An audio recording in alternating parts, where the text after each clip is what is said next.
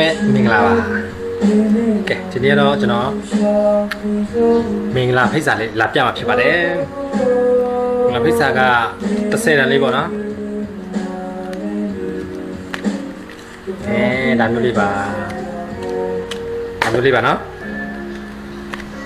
ဒီမှာဖိတ်စာလေးလာပြမှာပြ30တန်မှာအထက်မှာဘယ်လိုရှိလို့ဆိုတော့ကျွန်တော်ပြမှာပြပါလိမ့်ခဏနော်စောင့်ကြည့်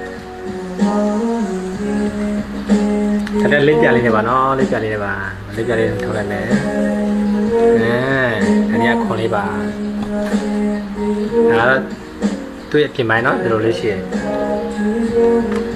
အဲထဲမှာတော့ဒီလိုလေးပါကျွန်တော်ထဲမှာစာရွက်နဲ့လုပ်ထားပြရနော်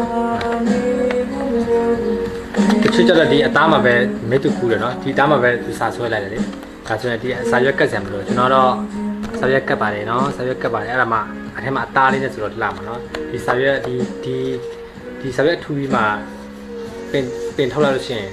စလုံးတွေဟိုအထက်မှာအသားမရှိသလိုခံစားရပါတော့အခွန်ကြီးမှစလုံးထည့်တာပဲဖြစ်တယ်ကျွန်တော်တော့စာရွက်တွေနဲ့လောက်ထားပါလေလာနော်ဒါမျိုးလေးကဲဒါမျိုးလေးပါဒါ30ပါနော်30ပါသူ့အခွန်ရတူတူလေးပါနော်ဒါသူ့အခွန်လေးပါထည့်မဲ့ဆိုလို့ရှိရင်လည်းကျွန်တော်လက်ပြလေးမျိုးလေးလက်ပြလေးမျိုးဟားလိုက်မယ်လက်ပြထားလို့ရှိရင်ပြောရှင်ဒီလိုပြတ်ထည့်မယ်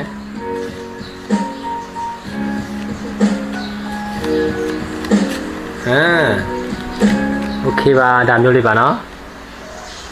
ကဲထိုင်နိုင်ငံနေရာအနှံ့ပို့ပေးပါရနော်ကျွန်တော်ဒီမှာ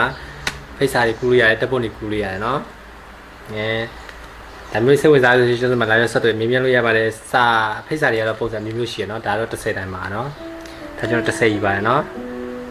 အားလုံးပဲကျေးဇူးအများကြီးတင်ပါတယ်ကျွန်တော်အားပေးတဲ့အားလုံးလည်းကျေးဇူးအများကြီးတင်ပါတယ်ဘိုင်ဘိုင်